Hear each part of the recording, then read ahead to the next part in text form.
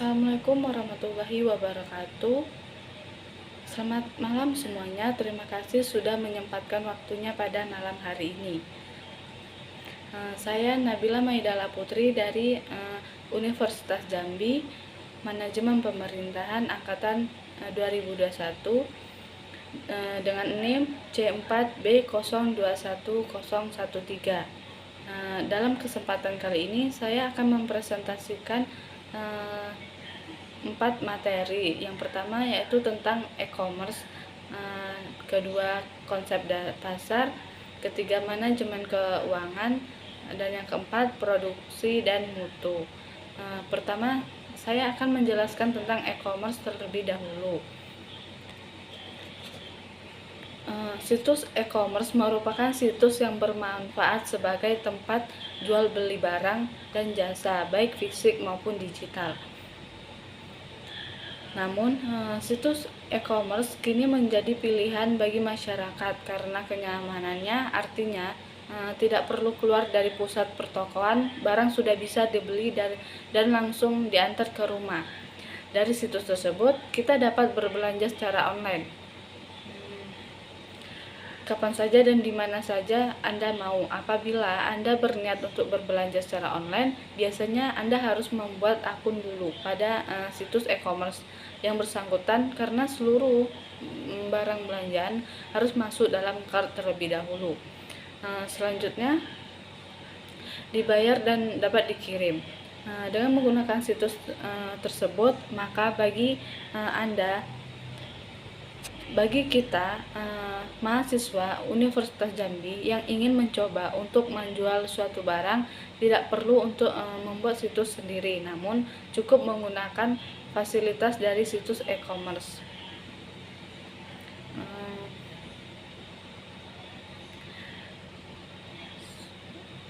Situs e-commerce tersebut sangat berdampak sekali dengan semakin mudahnya orang dalam melaksanakan sebuah tugasnya. Teknologi informasi atau internet yang ada sekarang ini dapat dimanfaatkan oleh banyak kalangan mulai dari pelajar, mahasiswa sampai kepada tingkat perusahaan.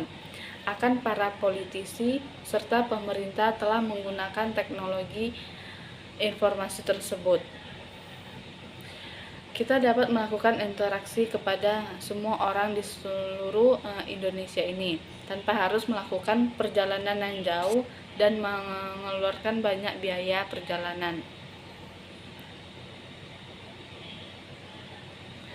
Penggunaan transaksi pembayaran yang dilakukan dikenal dengan e-commerce, yaitu melakukan transaksi perdagangan secara online. Dengan e-commerce, maka rumitnya birokrasi, administrasi, dan pembayaran dapat dihapus. Konsep e-commerce itu sendiri dapat kita jadikan kegiatan yang bertransaksi untuk dapat berjalan dengan mudah dan cepat.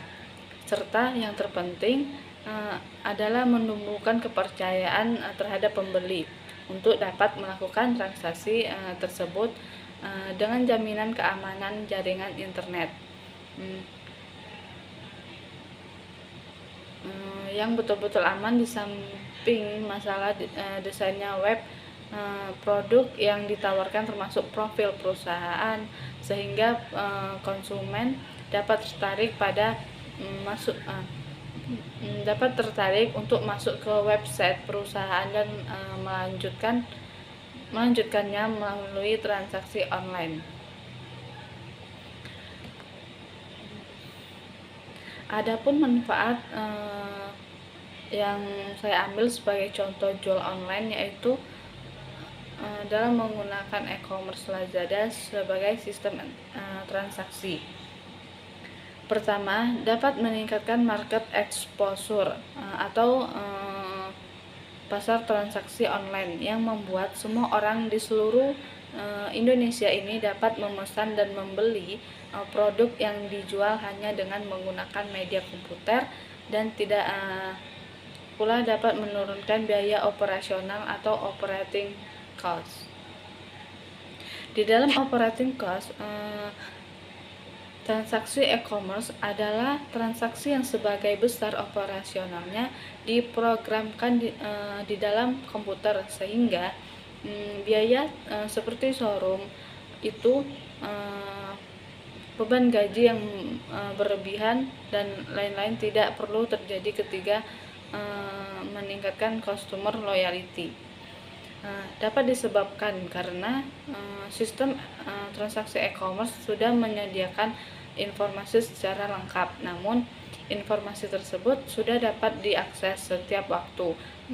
Selain itu, dalam hal pembelian juga dapat dilakukan setiap waktunya. Bahkan konsumen juga dapat memilih sendiri produk yang dia inginkan. Di sini juga ada namanya farm shop.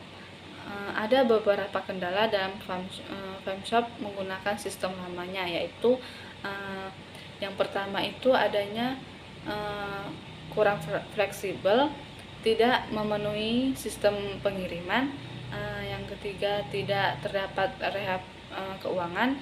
Yang keempat, tidak memiliki informasi pemilihan bank untuk bertransaksi. Harapan yang diinginkan oleh farm shop, penggunaan CMS dalam sistem ini dikarenakan yang pertama fleksibel dalam pengiriman, kedua fleksibel terdapat rekapan keuangan dan grafik analisa, ketiga fleksibel deposit box bank. Ada 4 penggunaan non MC. Fitur yang tidak dimiliki adalah satu, tidak mempunyai repot ekspedisi secara langsung dan tidak terakreditasi dengan sistem. 2. Laporan keuangan tidak memberikan informasi secara detail baik neraca atau rugi laba. Ketiga, kemudian komunikasi ke pelanggan kurang lancar lagi dapat terjadi karena pembisnis mengurus semua hal itu dengan sendiri, mulai dari promosi, produk, melayani konsumen, menerima permintaan pengurus, serta pengiriman termasuk pembayaran. Yang keempat, transaksi kerap tertunda karena bergantung pada interaksi pembeli dan penjual. Kalau pembeli tidak tanggap merespon pertanyaan pembeli, niat untuk belanja bisa tertunda atau bahkan batal. Adapun sistem bisnis usaha e-commerce hijab pada perusahaan Lazada yang saya ambil sebagai contohnya. Pada tahun 2015, setelah disurvei yang dilakukan oleh Google Indonesia menempatkan fashion sebagai produk paling banyak ditransaksikan lewat e-commerce. Tidak kurang dari 17% responden pernah membeli produk fashion dari situs belanja online. Harganya yang kompetitif adalah salah satu keunggulan konsumen berbelanja melalui situs online. Potongan harga yang juga sangat menggiurkan bagi konsumen belanja di situs e-commerce. Namun ada beberapa banyak orang yang masih khawatir akan keaslian serta kualitas produk yang mereka beli melalui situs online tersebut. Itu tidak sesuai dengan kenyataannya. Namun kekhawatiran terbesar yang lainnya itu ada pada persoalan perbedaan antara waktu barang yang dijual online dengan yang ada di toko retail biasa.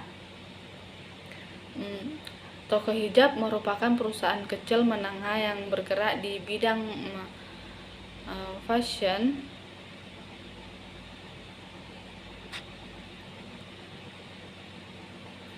dan sudah berdiri selama 3 tahun. Hijab saat ini memiliki supplier dan distributor atau reseller dan beroperasi di Kota Bandung, sehingga saat ini Hijab masih menjual produknya dengan metode penjualan online atau konvensional, juga memasarkan produknya melalui online. jejaring sosial seperti di Instagram, di Facebook, serta WhatsApp. Saat ini juga hijab masih mengandalkan promosi dari word of mouth atau promosi mulut ke mulut. Hal tersebut akan cenderung bersifat lambat dan memperluas jangkauan pemasaran. Penjualan yang memaksimalkan selama tahun 2015 dan setelah mengalami penurunan hingga akhir tahun. Selanjutnya, beberapa tahun kemudian, hijab mendapatkan penghasilan tertinggi di bulan Agustus pada tahun 2016. Walaupun sebelumnya mengalami penurunan drastis di bulan September 2016. Sekarang saya akan menjelaskan materi yang kedua, yaitu tentang konsep pasar dan customer market. Di sini saya akan menjelaskan tentang konsep pasar. Yang pertama yaitu menurut Mankiw. Pasar adalah sekumpulan pembeli dan penjual dari sebuah barang atau jasa tersebut tertentu pada pembeli sebagai sebuah kelompok yang menentukan permintaan terhadap produk dan para penjual sebagai kelompok yang menentukan penawaran terhadap produk. Kedua, menurut Kotler dan Armstrong, pasar merupakan perangkat pembeli aktual. Materi yang kedua yaitu mengenai konsep pasar dan consumer market. Di sini saya akan menjelaskan tentang konsep pasar. Yang pertama, menurut Mankiw, pasar adalah sekumpulan pembeli dan penjual dari sebuah barang atau jasa tertentu. Para pembeli sebagai sebuah kelompok yang menentukan permintaan terhadap produk dan para penjual sebagai kelompok yang menentukan penawaran terhadap produk. Yang kedua, menurut Kotler dan Armstrong, pasar merupakan perangkat pembeli aktual dan potensial dari sebuah produk atau jasa. Ukuran dari pasar sendiri tergantung pada jumlah orang yang menunjukkan kebutuhan memiliki kemampuan dalam pertukaran. Yang ketiga yaitu menurut William J. Stanton, pasar adalah sekumpulan orang lain meraih kepuasan dengan menggunakan uang untuk belanja. Selain itu juga memiliki keamanan untuk membelanjakan uang tersebut.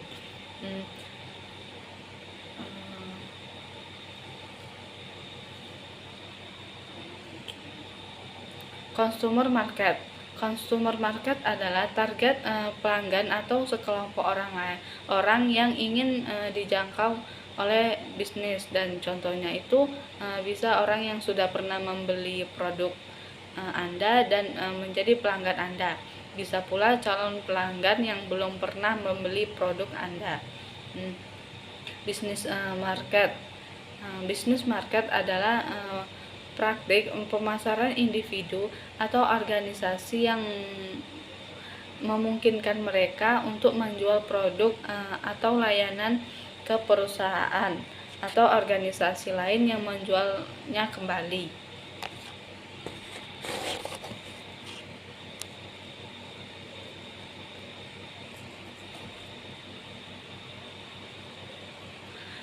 Menggunakannya dalam produk atau layanan mereka atau menggunakan untuk mendukung pekerjaan mereka. Contohnya seperti keduanya termasuk orang dalam peran pembelian yang membuat keputusan pembelian untuk memenuhi kebutuhan. Global market adalah suatu teknik pemasaran berskala internasional. Peluang pasar di dalamnya akan selalu terbuka untuk semua pengusaha, termasuk di pasar ekspor produk. Para pengusaha harus memiliki kreativitas dan inovatif dalam pengembangannya pasar masing-masing. Contohnya yaitu misalnya Samsung yang memasarkan produk elektronik seperti televisi, mesin cuci, dan lain sebagainya ke banyak negara. Non-profit governmental market. Non-profit governmental market adalah suatu upaya untuk mengembangkan penyelenggaraan pemerintahan yang berbisnis elektronik. Contohnya pabrik kereta api, PT Inka yang sedang di Banyuwangi saat ini.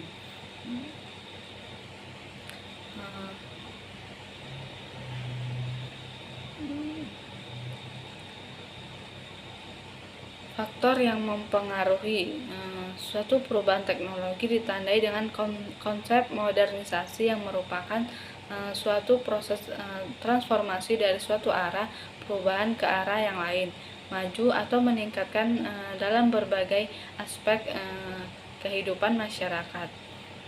Dua, globalisasi adalah sebuah proses mendunianya suatu hal yang sehingga batas antara negara menjadi hilang. Ketiga yaitu regulasi. Regulasi adalah menunjuk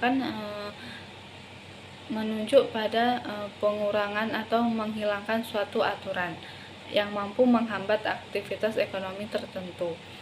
Keempat, privatisasi.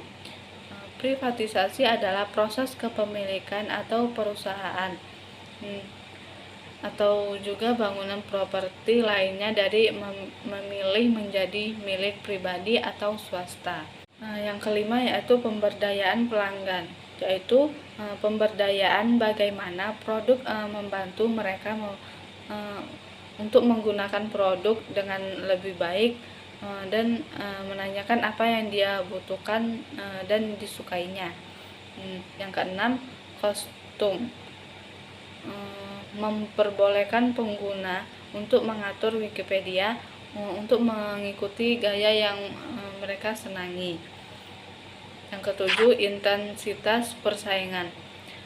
Tidak finish, maka sebagai faktor-faktor yang mempengaruhi tingkat persaingan diukur dari jumlah persaingan utama dalam industri yang sama.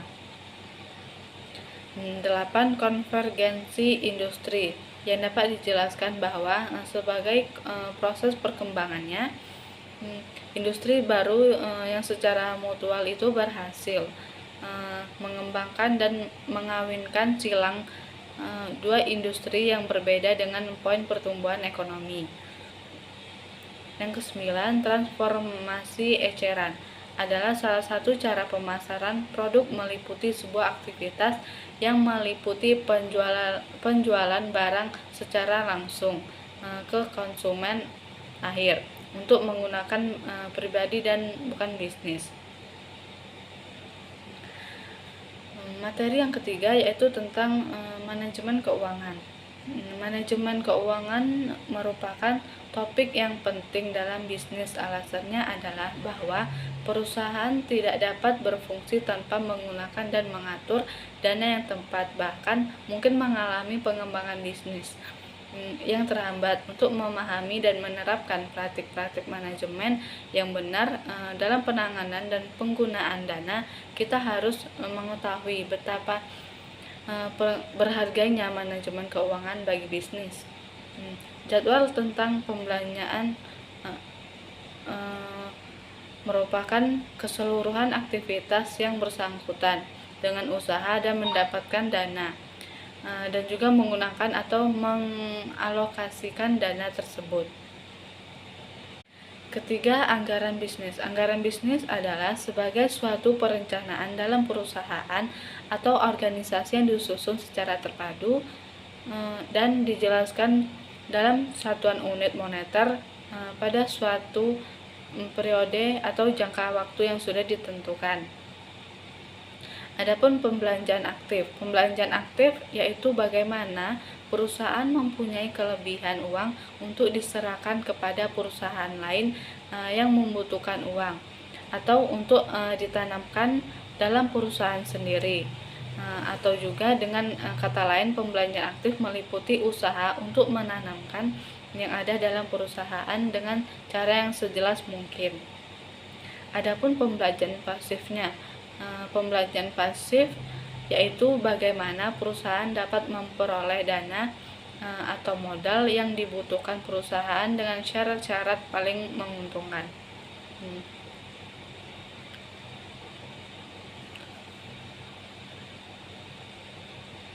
Modal dari sumber pemodalan, yaitu modal adalah kumpulan dari uang atau barang yang digunakan untuk menjalankan suatu usaha. Sumber permodalan yaitu bootstrapping, crowdfunding project, financing, debit, profit, legal, equity investment. Adapun daya tahan perusahaan yaitu soliditas. Soliditas yaitu dengan soliditas besarnya kepercayaan masyarakat pada perusahaan karena atau mampu menepati segala kewajibannya. Ada 3 macam solidaritas pertama, yaitu yang pertama soliditas finansial, kedua soliditas komersial, yang ketiga soliditas moral. Adapun materi yang keempat, yaitu tentang produk dan mutu yang dapat saya sampaikan. Yang dimaksud dengan produksi adalah kegiatan menghasilkan barang maupun jasa atau kegiatan menambah nilai, kegunaan, atau manfaat suatu barang. Namun, mutu adalah usaha mencapai atau melebihi harapan pelanggan serta mencakup produk, jasa manusia, proses dan yang bertujuan memenuhi harapan. Tahapan dalam proses produksi dan mutu yaitu yang pertama planning atau perencanaan, yang kedua routing atau penentuan alur, yang ketiga schedule atau penjadwalan, yang keempat diposting atau perintah untuk memulai produksinya. Yang ketiga, adapun tahapan proses dalam mutu yaitu 1. Quality planning, 2. Quality improvement, yang ketiga quality control, yang keempat quality asuransi. Untuk memenuhi kebutuhan yang membutuhkan proses yang baik itu seperti menentukan sistem produksi, penggunaan seluruh bahan baku, menentukan tugas dan tanggung jawabnya.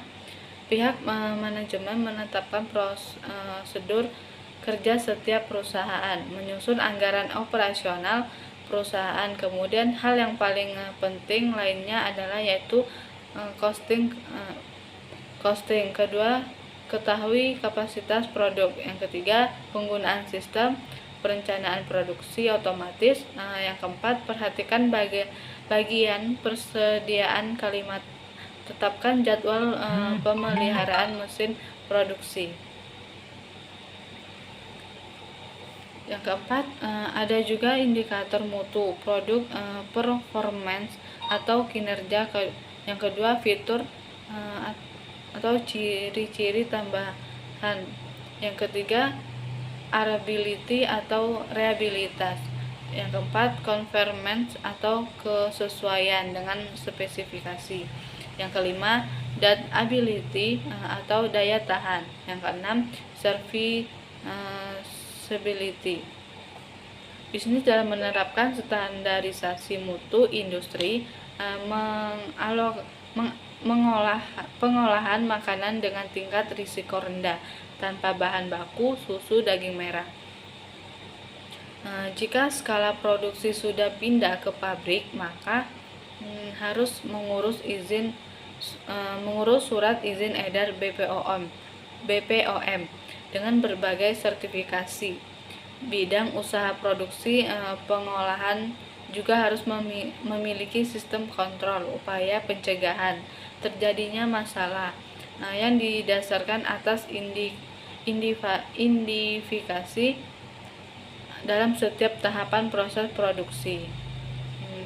Sekian penjelasan dari saya pada malam ini. Apabila ada salah kata dalam penyampaian, saya mohon maaf. Sekian, terima kasih. Wassalamualaikum warahmatullahi wabarakatuh.